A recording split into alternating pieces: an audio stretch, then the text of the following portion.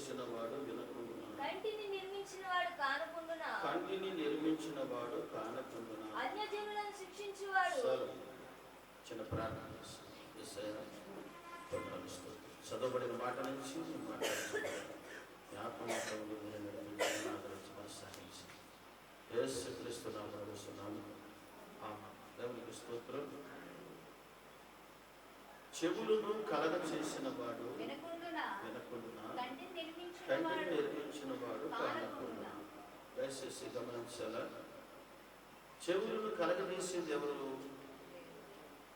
కంటిని కలగజేసింది మనిషిని సృష్టించిన వాడు, సృష్టికర్త అయిన దేవుడు జ్ఞాన మట్టి నుండి నరుని చేసి మన నాసికా రంధ్రంలో జీవవాయువు మొదగా వాడి జీవాత్మగా మార్చబడినని ఆది కాండములో మనకు తెలియపరుస్తూ ఉన్నారు. కనుక సమస్తాన్ని దేవుడు సమకూర్చాడు. మనిషిని తయారు చేసి ప్రతి అవయవం ఏదైతే అవసరమైనదో ప్రతి అవయవాన్ని కూడా దేవుడే కలుగజేస్తున్నాడు. కనుక కలగజేసిన మన శవులు దేని కొరకు ఆ శవులు కలగజేశాడు? దేని గురించి కలగజేశాడు? దేని నిమిత్తమై కలగజేశాడు? దేవుడు మన ప్రతి మాట వింటున్నాడు. మీకు తెలుసు కదా, హబక్కు రాసిన గ్రంథంలో కూడా రాయబడి ఉన్నది. దేవుడు ప్రతి ఒక్కరి మాట వింటున్నాడు. మరో శాఖ ఆయన హృదయములను పరిశోధించువాడు. హృదయాలను పరిశోధించువాడు. ఇక్కడేమో చెవులు కలగజేసిన వాడు వినకుండా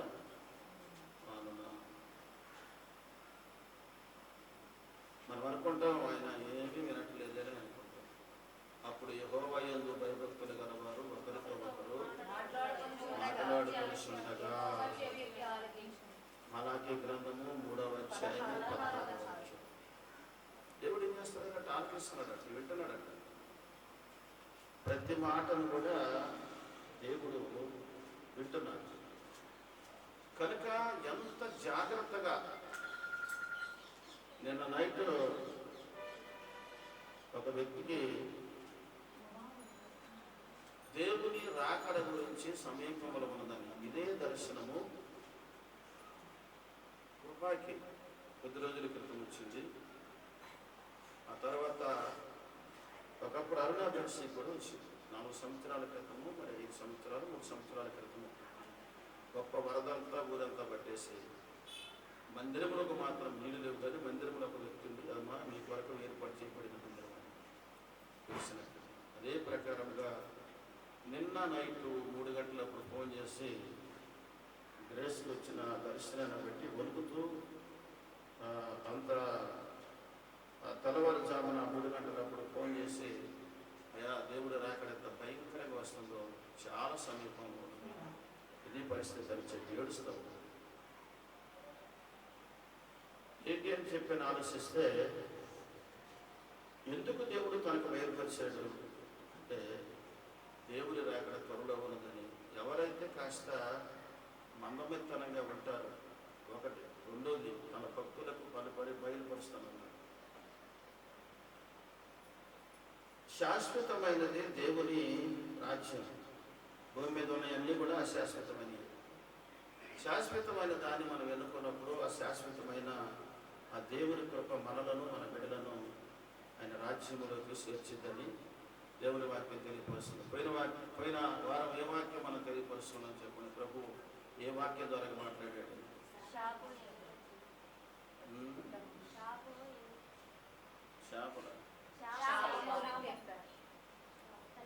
శాప. ప్రతి కుటుంబానికి ఒక శాపం ఉంటుందని చెప్పి నిర్మాకాండంలో నుంచి దేవుడు మాట్లాడాడు. అనేక వాక్యాల ద్వారా మాట్లాడాడు.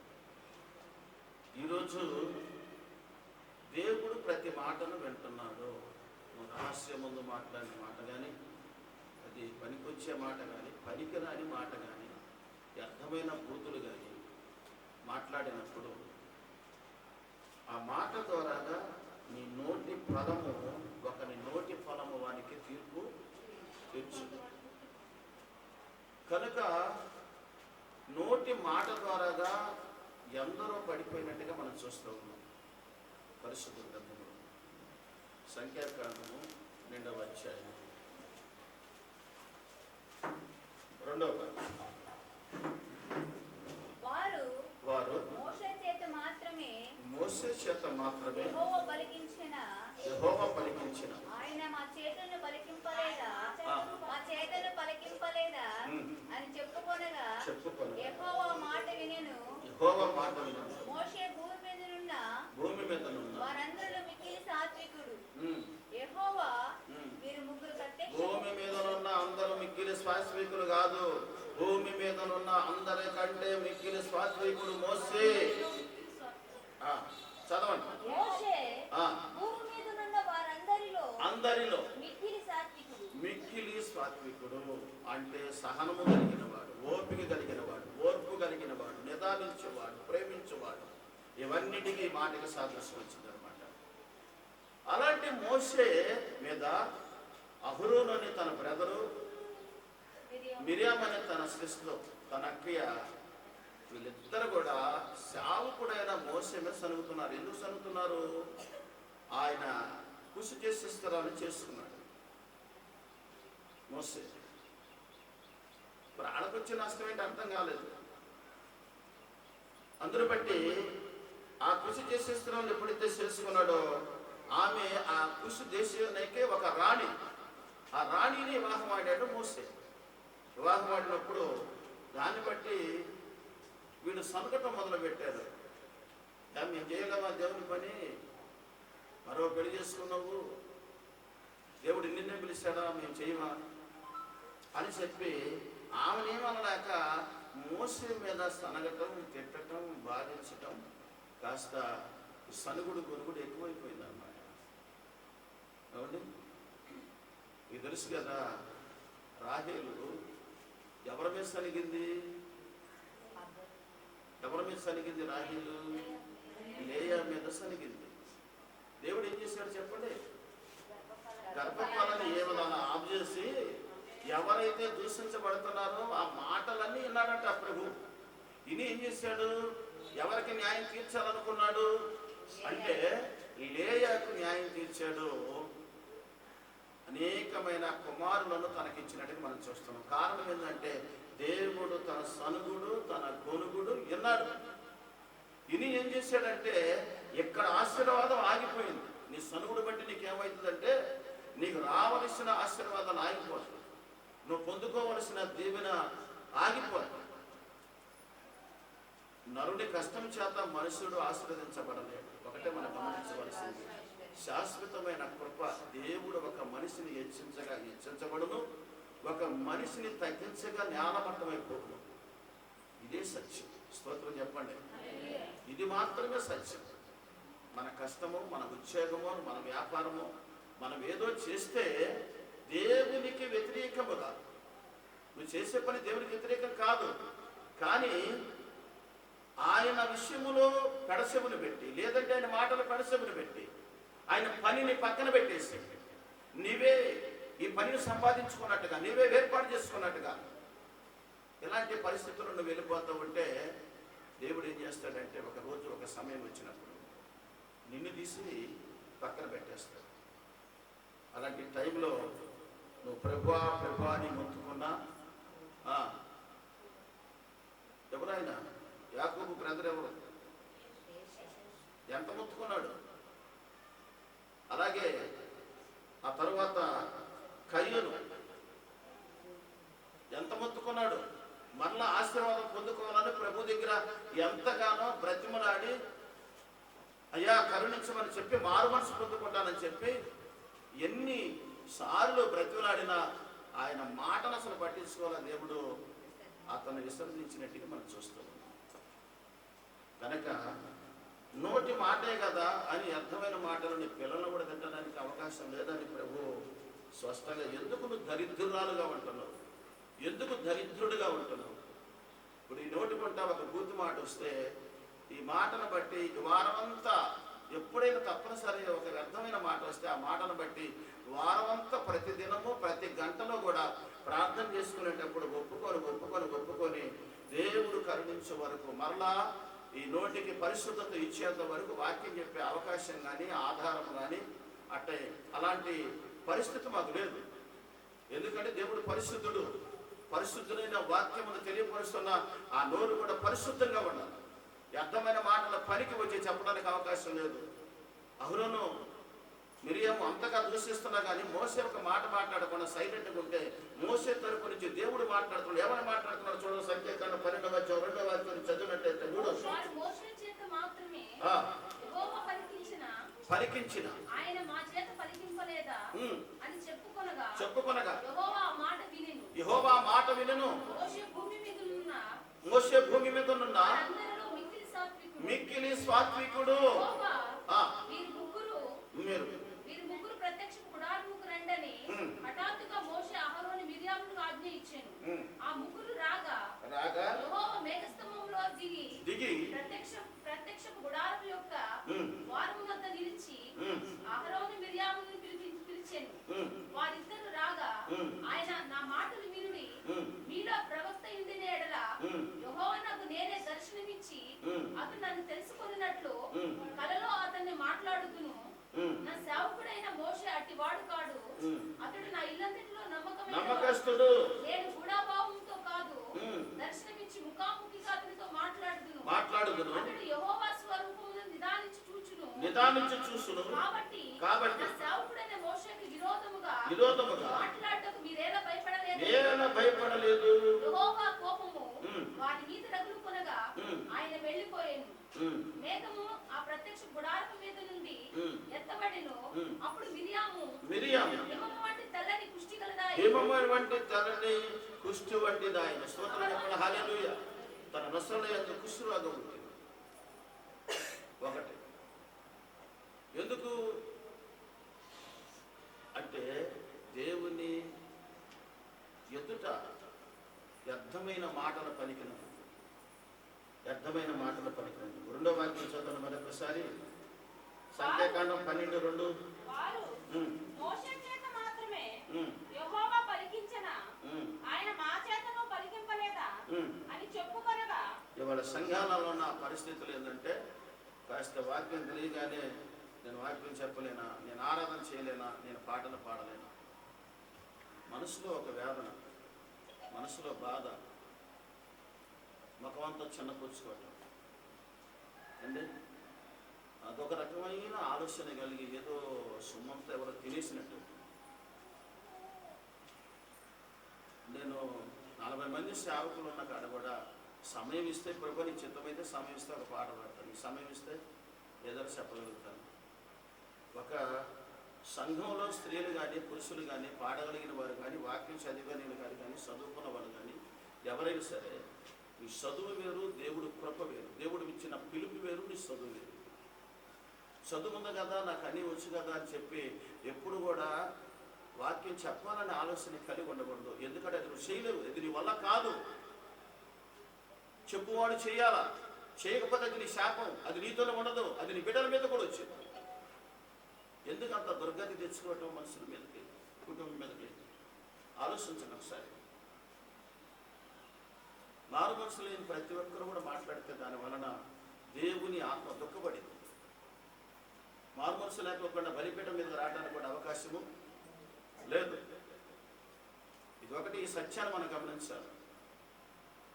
దేవుడు చెప్తే అన్ని వీళ్ళు కూడా పోయి దేవుడు మాట కొరకు ఎప్పుడు సెలవిస్తాడని చెప్పి కనిపెట్టుకుని రాత్రి పగళ్ళు కన్నీరు గచ్చు ప్రార్థన చేసుకుంటున్నా మాకే ఎంతో భయం దేవుని ఆ బలిపీఠం మీదకి వచ్చి దేవుని మాట చెప్పాలండి. వాళ్ళందరూ చాలా మంది సేవకులు బయలుదేరారు.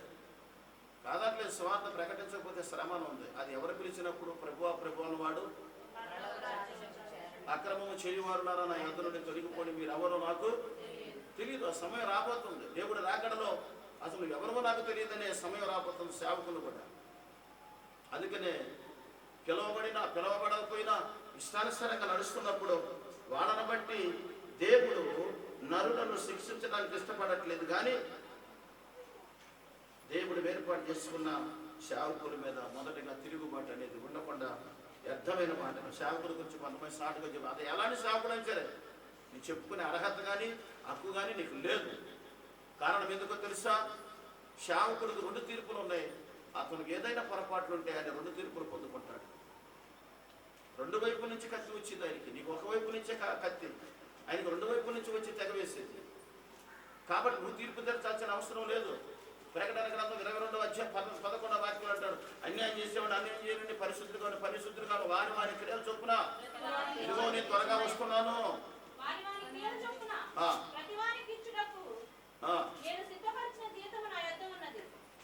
ఎందుకు మరింత వేదన? దేవుడు చూసుకుంటాడు కదా, దేవుడు చూసుకుంటాడు కదా.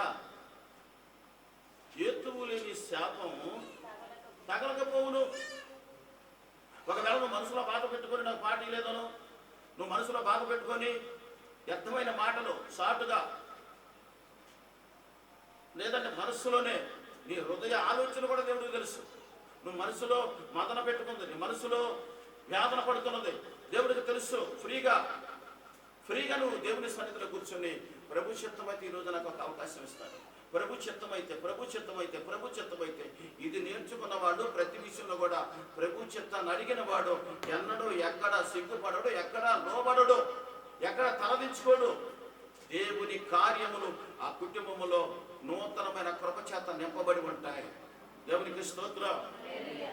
ప్రభు చిత్తానికి అప్పగించాలి, మన ఇష్టానికి కాదు.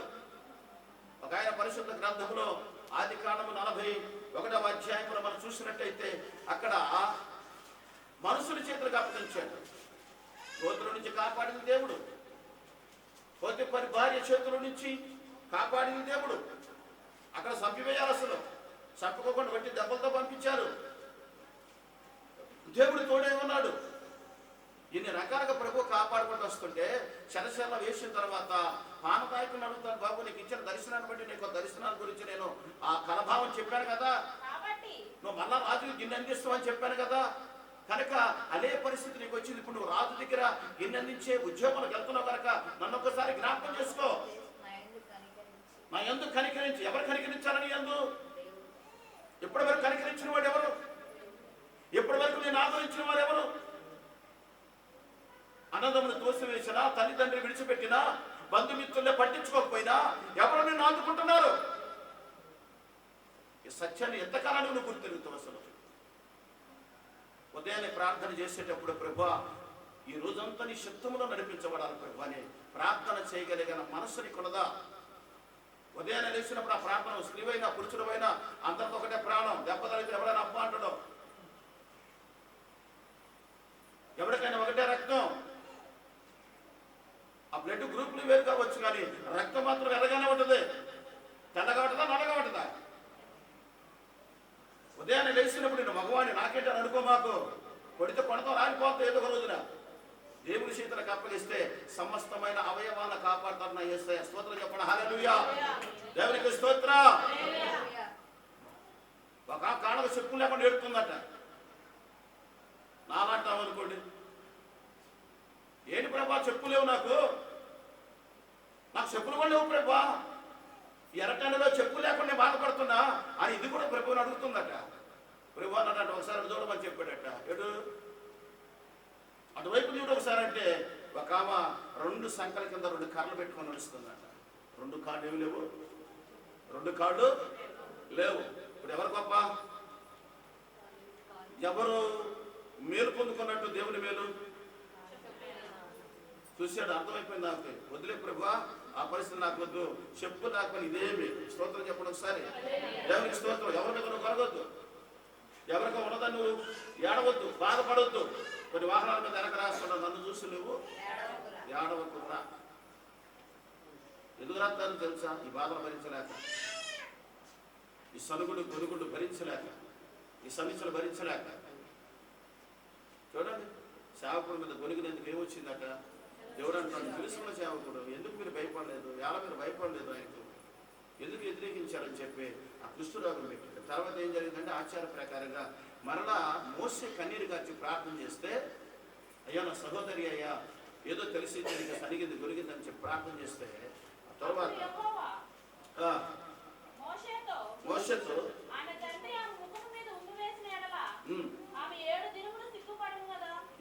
పరిస్థితుల్లో సిగ్గుపడినట్లుగా ఆమె పాలెము వెలుపల 7 దినములు ప్రత్యేకముగా ఉండవలెను. 7 దినములు ప్రత్యేకముగా పాలెం వెలుపల ఎవరు ఉండటానికి వెళ్ళేది అక్కడ అంటే ఊరికి బయట 7 దినములు ఉండాలి. అంటే వీళ్ళు ప్రయాణంలో ఉన్నారు. ఇశ్రాయేలీయులు కానాను దేశానికి వెళ్తున్న ప్రయాణంలో ఉన్నారు. ప్రయాణం ఆగిపోయిందా? 7 దినాలు నష్టపోయారా? ఏమో సిగ్గుపడితే ఎక్కడ పాలెము బయట ఉన్నదా? అప్పుడు ఆ కుష్ఠులో కానీ దేవుడు తీసేసినట్టుగా మనం చూస్తూ ఉన్నాం. మోషే ఎలుగెత్తి తోటి పాడలారా, సనుకుంటున్నవా, దొరుకుతున్నవా? జాగ్రత్త, దేవుడు చూస్తున్నాడు, వింటున్నాడు. స్తోత్రం చెప్పండి. ఈరోజు మన సబ్జెక్ట్ ఏంటంటే దేవుడు వింటున్నాడు. ఒకనొకరు సనుక్కునే పరిస్థితులు ఉన్నవేమో. ఒక అత్తగారి ముందు అత్తగారు అంటది, తర్వాత దీని మొఖం దారం ఇది ఎప్పుడు తెచ్చిందో తెలియదు. ప్రశాంత వ్రతం ఇదే. ఎంత అర్థమైన మాట అది. దేవుడు సమయం ఇచ్చినప్పుడు పోతుంది. నువ్వు అన్నదాన్ని బట్టి నీకేమొచ్చిందో తెలుసా? ఒక పాపము మూటను ఇంటి ముందు ఉంటుంది అన్నమాట. నీ పాపము నీ వాక్యట పొంచి లేదా కయ్యలతో దేవుడు చెప్పలేదా? మీరు వినలేదా? అనేక మార్లు నేను కూడా వాక్యం చెప్పలేదా? పాపం ఎక్కడుంటుంది? ఎదుటి వాళ్ళ మీద నువ్వు కోప్పడ్డా, ఎదుటి వాళ్ళ మీద నువ్వు సనిగినా, నువ్వు గొనిగినా ఎక్కడుంటుంది? ఆ పాపం అంతా ఎక్కడుంటుంది? నీ వాక్యటనే కొంచెం ఉంటుంది. అది మరలా నీ మీదకే వచ్చింది. దయచేసి గమనించాలా. ఫ్రీగా ఈ హృదయాన్ని ఫ్రీగా ఉంచు. నువ్వు మాట్లాడుతున్న ప్రతి మాట దేవుడు వింటున్నానని భయపడు. యెహోవా యందు భయభక్తులు గలవారు ఇలాగున ఆశీర్వదించబడతారు. సామెతల గ్రంథము 8వ అధ్యాయము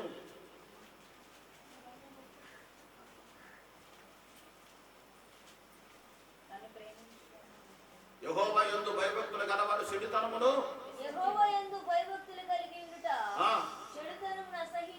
అది స్తోత్రం చెప్పండి. చెడ్డ మాటలు నశించుకోవాలి. నువ్వు నిజముగా దేవుని యందు భయభక్తులు కలిగిన స్త్రీవైతే పురుషుడైతే చెడ్డ మాటను అసహించుకునే పరిస్థితులు ఉండాలి. నీ నోట నుండి వ్యర్థమైన మాట రాకూడదు. మిరియాము వ్యర్థమైన మాటలు బట్టి కృష్ణరాగం తెచ్చుకుంది. ఇశ్రాయేలు 20 లక్షల మంది నడకను 7 రోజులు ఆఫ్ చేసింది, నష్టపరిచింది. సిగ్గు కలిగి బ్రతికింది 7 రోజులు. మొక్క మీద భూమి వేయబడినట్టుగా సిగ్గు కలిగి బ్రతికింది. నోటుకుంట వ్యర్థమైన మాటలు పలకకూడదని ప్రభు ఈరోజు స్పష్టంగా నీకు తెలియపరుస్తూ ఉన్నాడు. 2 చేతులైతే దేవునికి స్తోత్రం చెప్తాం. అది ఎప్పుడు చచ్చిపోతానమ్మా, దాని కొరకు ఎదురు చూస్తానమ్మా, దాని కొరకు ఎదురు చూస్తున్నానమ్మా, అది చెప్తే నాకెంతో ఆనందం కదా. ఆ మాట ఎక్కడ దాకా వచ్చింది? ఈ వాక్యంలోకి వచ్చింది. నువ్వెప్పుడు చేస్తావని అని చూస్తావు. ఏమాట? నిన్ను కాదు, మర్దకై గురించి ఆమాను ఉరికొయ్యి 50 మూరలు ఉరికొయ్యి తయారు చేసి దానికి ఉరితాడు పెట్టించాడు. ఏదో ఒక రోజు రాజాన్ని తీసుకొచ్చి మర్దకైన నడి వీధులు నేను ఉరివేస్తానంటే ఒక రోజు వచ్చేసింది. మర్దకైకు ఏర్పాటు చేసిన ఉరికొయ్యి మీద ఎవరైతే ఏర్పాటు చేశాడో ఆమాన్ వాడు వాడే ఉరి తీయబడ్డాడు. స్తోత్రం చెప్పండి. హల్లెలూయా. ఏ కొలతను కొలుస్తావు అదే కొలత నీకు కొలబడును. ప్రియులారా, దయచేసి గమనించాలి. సమయం లేదు కనుక త్వర చెప్తున్నాను. పరిశుద్ధ గ్రంథంలో ఒక మాటను మనం జ్ఞాపకం చేసుకున్నట్టయితే అదే సంఖ్యాకాండం 14వ అధ్యాయం 27వ వాక్యం. నాకు విరోధముగా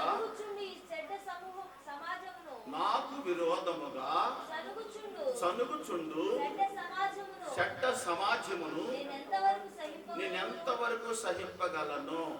ఎవరి మాట అంటుంది అమ్మా? చదవండి, ముందు చదవండి.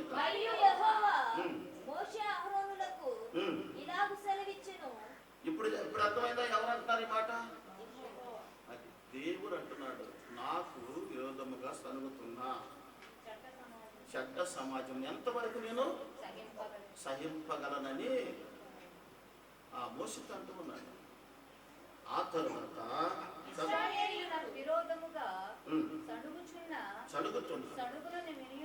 సణుగులను నేను వినుమన్నాను. నా జీవము తోడు చెవులో చెప్పినట్టు నేను నిశ్చయముగా మీ ఎడల చేసేదను. నేను నిశ్చయముగా మీ ఎడల చేసేదను. స్తోత్రం చెప్పండి. ఎడల నిశ్చయముగా నేను చేసేదను. 13వ అధ్యాయంలో చూడండి ఒకసారి. దేవుడు ఏం చేశాడంటే 12 గోత్రాలలో నుంచి ఒక్కొక్క గోత్రానికి ఒక్కొక్క వ్యక్తిని పిలిచాడు. పిలిచి ఏం చేశాడంటే కానాను దేశానికి వెళ్ళి ఒకసారి ఏది చూసిరాని అన్నాడు. అంటే అక్కడ పరిస్థితులు, ఆ దేశ ప్రజలు, వాళ్ళ పొజిషన్ ఎలాగుంది, వాళ్ళ పరిస్థితులు ఎలాగుంది, వాళ్ళు ఎలాంటి వాడు, ఎలాంటి మనస్తత్వం కలిగిన వాడు. కాబట్టి మీరు అక్కడికి వెళ్ళి చూసిరండి అని మోసే 12 మందిని పంపించాడండి. 12 మందిలో 12 మంది కూడా 12 గోత్రాలకు సంబంధించి ఒక్కొక్క గోత్రానికి ఒక్కొక్క వ్యక్తిని పంపించాడు. అయితే వాళ్ళందరూ 12 మంది వెళ్ళారు ఆ దేశానికి. వెళ్ళిన తరువాత 12 మంది వెళ్ళిన తరువాత అక్కడ జరుగుతున్న సిచ్యువేషన్ ఏంటంటే 10 మంది ఏం చూస్తున్నారు అంటే 10 మంది అమ్మా చదవండి. దానిలో నివసించు జనము బలము గలదో బలము లేనిదో కొంచెమైనదో విస్తారమైనదో వారు నివసించు భూమి ఎట్టిదో అది మంచిదో చెడ్డదో వారు నివసించు పట్టణములు ఎట్టివో వారి గుడారములు నివసించెదరో కోటలో నివసించెదరో ఆ భూమి సారమైనదో